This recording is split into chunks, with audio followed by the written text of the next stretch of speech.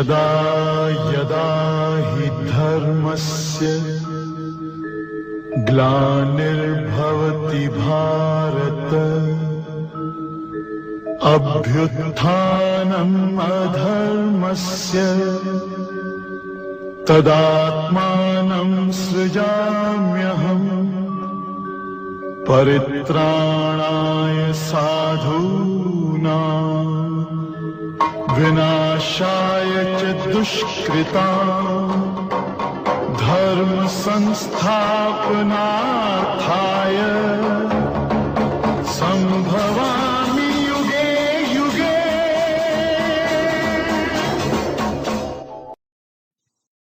जय श्री कृष्ण, जय श्री राधे भक्तों। तो आज हम अपने इंट्रोडक्शन के चीजों को दोबारा से कंटिन्यू करते हैं और श्रीमद् भगवद गीता को अपनी श्रीमद् भगवद गीता की जर्नी को ले जाते हैं। तो इसी के साथ ही हमारा कल यहाँ तक पूर्ण हो गया। तो आज हम यहाँ से स्टार्ट करेंगे।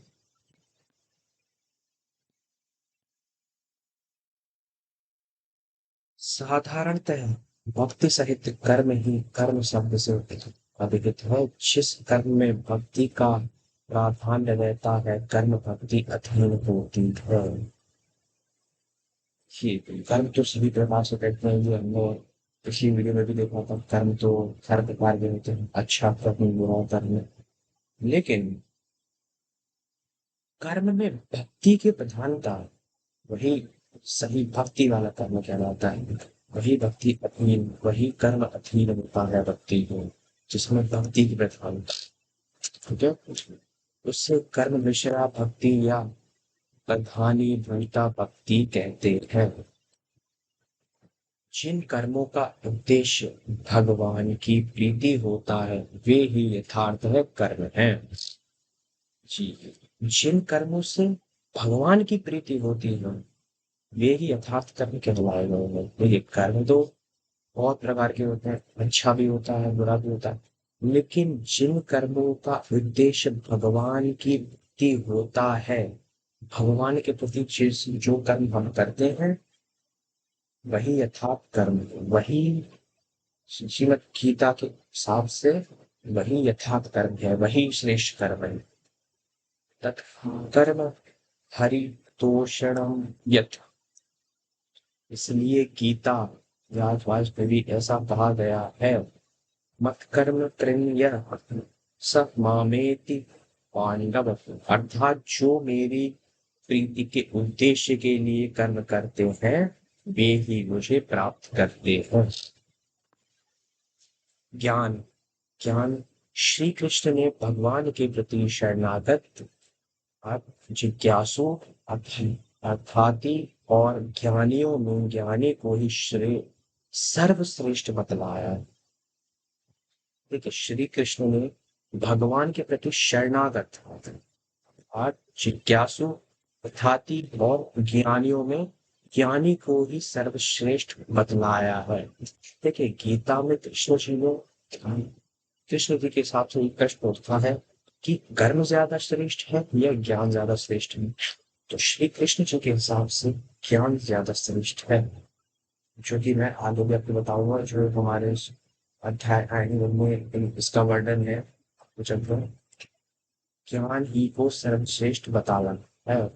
वे ज्ञानी कैसे होते हैं? तेषां ज्ञानी भक्ति विशिष्ट। अर्थात वे ज्ञानी एकांत की भक्ति वाले और नित्य युक्त होते हैं।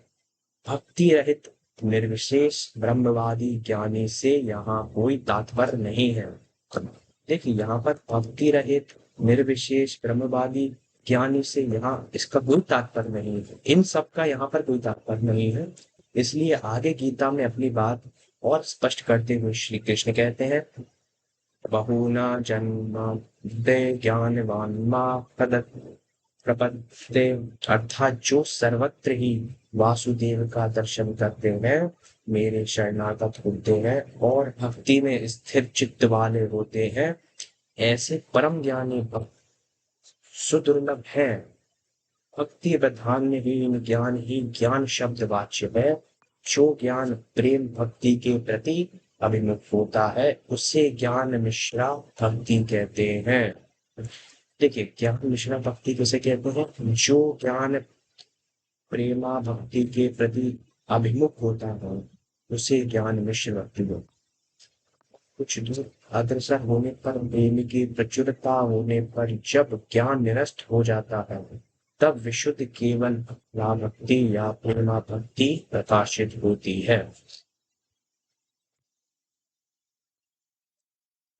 योग। भगवान ने छठे अध्याय में अंत में योगी की विशेष रूप से प्रशंसा की है। उन्हें कर्मी, तपस्वी और ज्ञान से भी श्रेष्ठ बताया है। योग श्री कृष्ण जी ने, जो कि गीता में भगवान है, उन्होंने अ, योगी की विशेष रूप से प्रशंसा की है। जो योग करते हैं उन्हें कर्मी, तपस्वी और ज्ञान से भी श्रेष्ठ बताया है। जो योगी होते हैं, उन्हें ज्ञानी से भी श्रेष्ठ होता है।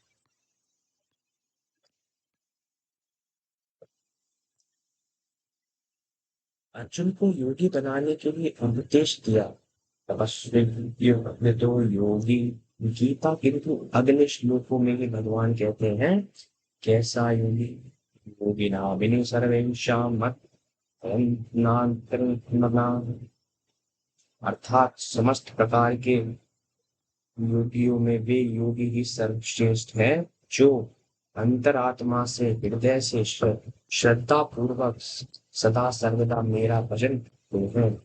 देखिए, श्री कृष्ण जी ने योगी उन्हीं श्री कृष्ण जी ने योगी उन्हीं को बताया है जो अंतरात्मा से, हृदय से श्रद्धा पूर्वक सदा सर्वदा मेरा भजन किया करते हैं। वहां से मेरा आशय है श्री कृष्ण जी का भगवान का भजन किया करते हैं। इन्हीं को श्री कृष्ण जी ने सर्वश्रेष्ठ योगी बताया। यहाँ मेरा का तात्पर्य स्वयं श्री कृष्ण से है। इसलिए जो योगी सब प्रकार से श्री कृष्ण का ही भजन करते हैं वे ही गीता में कथित योगी शब्द वाच्य है। यहाँ योग का तात्पर्य पातज्य, आयुज्य, योगाद से नहीं है, ना ही भक्ति रहित कर्मी योगी, तपस्वी अथवा निरीश्वर योगियों से है। यहाँ पर योगी उससे है जो श्रद्धा पूर्वक हृदय से सदा सर्वदा हर समय श्री कृष्ण जी का भजन किया करते हैं। भक्ति। विश्व रूप का दर्शन कराने के पश्चात श्री कृष्ण ने भक्त अर्जुन को लक्ष्य कर कहा, या तुरन्यास क्यों अयमेव अर्जुन, अर्थात अनन्या भक्ति के द्वारा ही मेरे इस स्वरूप का दर्शन संभव है। तुम अनन्य प्रेमी भक्त हो, इसलिए तुमने मेरे इस स्वरूप का दर्शन किया। और भी मतलब क्या मामा विजानाति, अर्थात केवल अनन्या भक्ति के द्वारा ही मेरा कोई दर्शन कर सकता है, मुझे तत्वतः जान सकता है और मेरे धाम में प्रवेश कर मेरी प्रेममयी सेवा को प्राप्त कर सकता है। गीता के उपसंहार में श्री कृष्ण ने ब्रह्म ज्ञान, उत्तर परमात्मा या ईश्वर ज्ञान और सबके अंत में सर्वोत्तम भगवत ज्ञान का उपदेश देते हुए कहा है, सर्वमान परित्यज्य मामेकम शरणम व्रज।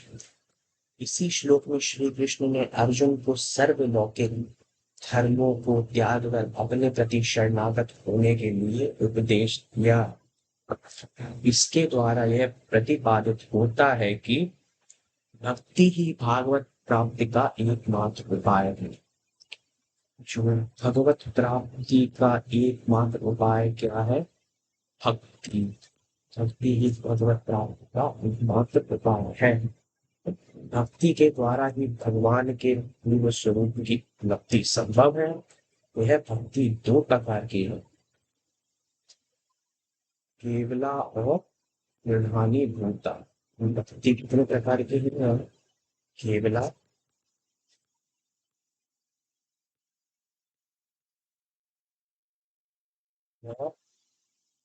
प्रधानीभूत। यहाँ भक्ति दो प्रकार की, केवला कर्म ज्ञान आदि के कंद से रहित संपूर्ण स्वतंत्र होती है। प्रधानीभूता तीन प्रकार की होती है, कर्म प्रधानीभूता, ज्ञान प्रधानीभूता और कर्म ज्ञान प्रधानी। जिस कर्म या ज्ञान में भक्ति की प्रधानता रहती, कर्म एवं ज्ञान उसके अधीन रहते हैं, उसे प्रधानीभूता भक्ति कहा गया। प्रधानीभूता भक्ति किसे कहा गया है? जिस कर्म या ज्ञान में भक्ति की प्रधानता होती है। किसी भी कर्म और ज्ञान में अगर भक्ति की प्रधानता है तो वो प्रधानीभूता भक्ति कहा जाए। जिस कर्म या ज्ञान में भक्ति व्रत की प्रधानता नहीं होती है, उसी कर्म का नाम कर्म एवं उसके ज्ञान का नाम ज्ञान होता है। जिसमें भक्ति की प्रधानता नहीं है, उसको भक्ति व्रत की प्रधानता नहीं है, उसी कर्म का नाम कर्म और उसी ज्ञान का नाम ज्ञान होता है। गीता शास्त्रों में जहां तहां प्रधानीभूता का उपदेश रहने पर भी उसके बीच केवल भक्ति के प्रति इंगित आवश्यक ही लक्षित होता है, किंतु प्रधानीभूता भक्ति के द्वारा भगवान को जानना या प्राप्त करना दुर्लभ। एकमात्र अनन्या या केवला भक्ति के द्वारा ही मैं सुलभ हूँ, इसे स्पष्ट रूपों में व्यक्त करने के लिए श्री कृष्ण ने आगे और षष्ठ रूप में उल्लेख किया है। अनन्य चेता सततम वो माम स्मरति नित्यशः तस्याहं सुलभ पार्थ नित्य तस्य योगिना। अर्थात अनन्या भक्ति से युक्त जो लोग मुझे सदा सर्वदा स्मरण करते हैं, मेरा भजन करते हैं, ऐसे नित्य योगियों के लिए मैं सुलभ। केवल यही नहीं, अनन्या भक्ति से संपन्न एकांत की प्रेममयी सेवा द्वारा भगवान कैसे वशीभूत होते हैं, इसे भी व्यक्त कर रहे हैं। अनन्यास यंतो मां ये जना पर्युपासते तेषां नित्या कीर्तना योगक्षेमं वहाम्यहम्। अर्थात जो लोग अनन्य भाव से सर्व प्रकार से मेरी उपासना किया करते हैं, वैसे सदा सर्वदा भक्ति में तत्पर भगवान योगक्षेम मैं स्वयं ही वह करता हूँ। गीता में स्थान स्थान पर भगवान श्री कृष्ण ने यह उपदेश दिया है कि केवल अनन्या भक्ति के द्वारा ही कोई मुझे प्राप्त कर सकता है। भक्त्या भक्त्यनन्या भजन्त्यनन्यसा भक्त्या त्वनन्या शक्यो। और सबसे अंत में सर्वधर्मान परित्यज्य मामेकं शरणं व्रज अहं त्वं सर्वपापेभ्यो मोक्ष्यामि मा शुचः। इस प्रकार विशुद्ध अनन्य या केवला भक्ति ही जीवन के लिए चरम तात्पर्य है। इस अनन्या भक्ति का अनुष्ठान कैसे करना चाहिए, इस विषय में भी अर्जुन को उपदेश दिया गया है। सततम कीर्तन्यतो मां यतन्तिश्च गणमृता नमस्यश्च मां भक्त्यां नित्ययुक्ता उपासते। इस श्लोक के द्वारा श्री कृष्ण ने संकीर्तन को भी अपनी श्रेष्ठ उपासना बतलाई है। इस श्लोक के द्वारा श्री कृष्ण ने संकीर्तन को यानी कीर्तन को अपनी श्रेष्ठ उपासना बतलाई है भक्ति की। यहाँ भगवान राम रूप गुण लीला आदि का उच्च स्वर से कीर्तन करना ही संकीर्तन का तात्पर्य है। इसके द्वारा नर्मदा भक्ति को लक्ष्य किया है। बहुत से लोग जड़ विद्या के द्वारा गीता को समझने एवं समझाने की धृष्टता करते हो, किंतु वे यह नहीं जानते कि गीता वस्तु है। यह जड़ी ज्ञान तर्क एवं भक्ति के अतीत है। यहाँ उनका शूरता वीरता लिख्य की खोजबूझ है। एकमात्र शरणागति के माध्यम से वीरता और पांडित्य की माध्यम से भगवत कृपा द्वारा ही इसको जाना जा सकता है। इसलिए श्रुतियों ने कहा है, नायम आत्मा प्रवचने लभ्यो और तेषाम सतत युक्ना तदामी बुद्धि योगम। इसमें और श्लोक है, अर्थात निरंतर मेरी भक्ति द्वारा मुझसे युक्त साधकों को मैं बुद्धि योग प्रदान करता हूँ, जिससे वे मुझे सहज ही प्राप्त हो जाते हैं। किसी भी ग्रंथ के तात्पर्य का निर्णय करते समय उपक्रम, उपसंहार, अभ्यास, अपूर्वता, फल, अर्थवाद एवं उपपत्तिता विचार करना आवश्यक है। बिना इसके ग्रंथ के यथार्थ तात्पर्य का निर्णय नहीं होता है। जो लोग इन 6 अंगों को ध्यान में रखकर श्री गीता शास्त्र का विचार करेंगे, वे अनायास ही समझ सकेंगे कि शुद्धा भक्ति की गीता का एकमात्र चरम तात्पर्य है।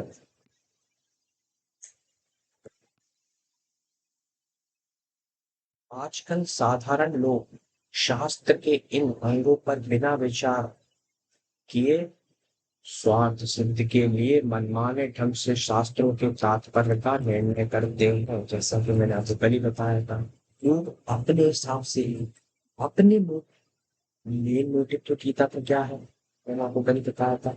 जो जीवन में चल रही विचारधारा है, जो मुश्किलें कठिनाइयां हैं, उन सभी से श्री कृष्ण जी और अर्जुन के बीच में जो विवाद हुआ था, जो वार्तालाप हुआ था, उन प्रश्न और उत्तर के द्वारा जीवन में चल रही जो घटनाएं होंगी, आने वाले जीवन में होंगी, इसके लिए जो भी हम उन चीजों से सीख सकते हैं या उन चीजों से बाहर कैसे निकल सकते हैं, उस बारे में श्री भगवत गीता में बताया। लेकिन कुछ लोग पढ़ते तो गीता ही है, अध्ययन किया करते हैं, लेकिन उसका मोटिव ही चेंज कर दिया करते हैं अपने हिसाब से। यानी क्या कहते हैं, अपने माइंड सेट के हिसाब से वो गीता को प्रकाशित कर देते हैं। इसके द्वारा ग्रंथकार का मूल तात्पर्य हृदयगम नहीं होता। आजकल एक ऐसा प्रचलन देखा जाता है कि ज्ञान, विज्ञान, राजनीति एवं अन्य विषयों में भारत में मूल विचार तो किया जाता है, किंतु धर्म के विषय में कोई भी लेखक या वक्ता भारत में मूलक विचार करने में हिचकिचाते हैं। वे ऐसा समझते हैं कि धर्म के विषय में ऊंचा नीचा के तारतम्य का विचार करने से सांप्रदायिक तनाव या विवाद उत्पन्न हो। इस प्रकार समाज में अशांति फैलेगी। केवल यही नहीं, धार्मिक विवादों से सामाजिक एवं जागतिक उन्नति में बाधा उपस्थित होगी। अतः सब लोगों ने साम्य और मैत्री की स्थापना करने के लिए धर्म के विषय में तारतम्य प्रदर्शन के बदले सबने समन्वय करने की विशेष आवश्यकता है। अतः सर्वधर्म समन्वय से ही शांति और परस्पर बंधुत्व की स्थापना संभव है। राजनैतिक क्षेत्र आदि में परस्पर नीतियों के तारतम्यमूलक वैशिष्ट्य प्रदर्शन के कारण भी राजनीतिक झगड़े होते हैं और उससे सर्व प्रकार से समाज राष्ट्र अहित हो। इसलिए धर्म के संबंध में भी ऊंचे नीचे तारतम्यमूलक विचार के प्रदर्शन से सांप्रदायिक झगड़े होंगे। इस अवस्था में हमारा यह कर्तव्य है कि जैसे ज्ञान एवं धर्म के विषय में तारतम्यमूलक विचार की आवश्यकता है, उसी प्रकार समन्वय मूलक विचार भी विचार मार्ग का प्रथम विषय है। समन्वय किसे कहते हैं? यदि समन्वय करते समय हम भले बुरे, चेतन अचेतन, हीरा पोला, चोर साधु, न्याय अन्याय सबको एक ही तराजू पर तोले, सभी एक हैं ऐसा तथ्य, तो फिर विचार कहाँ रहा?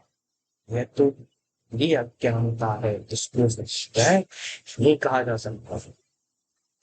समन्वय, सम्यक अन्वय अर्थात भली बात उपयुक्त अन्वय को समन्वय कहते हैं।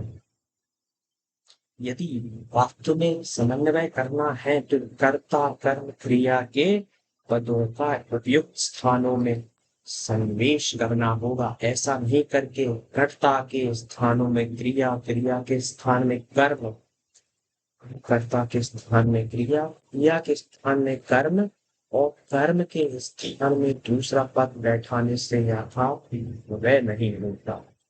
यदि अन्वय नहीं, अन्वय ही नहीं हुआ तो समन्वय कैसे होगा? सही बात है। उचित समन्वय के द्वारा यथार्थ संगति, मिलन और अविरोध साधित होता है, किंतु यथार्थ समन्वय के बदले गुण और दोष का योग्यता और अयोग्यता विचार न कर सभी को एक ही आसन पर बैठाना समन्वय नहीं है। कोई असंतुष्ट न हो जाए इसके लिए जैसे तैसे सभी को संतुष्ट रखना, सबको एक समान बनाना यथार्थ समन्वय नहीं है। कुछ गलत लिखा हुआ है। आजकल कुछ तथाकथित समन्वयवादी लोग गीता में उत्कृष्ट कर्म, ज्ञान, योग और भक्ति सबको एक बतलाने का प्रयास करते हैं, लेकिन हमें ऊपर दिखाया है कि भक्ति, योग और ज्ञान और कर्म सभी अलग, किंतु भगवान ने गीता में स्पष्ट रूप से कर्म से ज्ञान, ज्ञान से योग और योग से भक्ति की श्रेष्ठता का प्रतिपादन किया है। जैसे ऊपर अभी एक अध्ययन कर चुके हैं।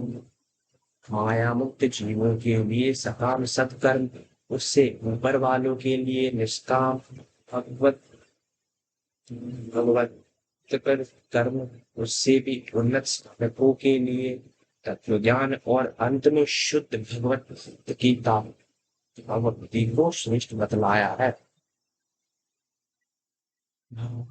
श्रेष्ठ बतलाया है। भक्ति ही गीता का शरफ प्रतिपादित विषय है। इसे स्वयं श्री कृष्ण ने ही प्रतिपादित किया है। गीता का यह समन्वय है भगवत कथित विज्ञान सम्मत वारण लक्ष्य समन्वयवादी को छोड़कर ससीम बुद्धि द्वारा अलग से गीता का समन्वय ढूंढना मूर्खता का परिचय है। भगवान श्री कृष्ण ने परम तत्व निर्णय के संबंध में ब्रह्म ज्ञान को परमात्मा ज्ञान को ईश्वर एवं पराभक्ति को सर्वोत्तम समझाया है। यह गीत शास्त्र का यथार्थ समन्वय है।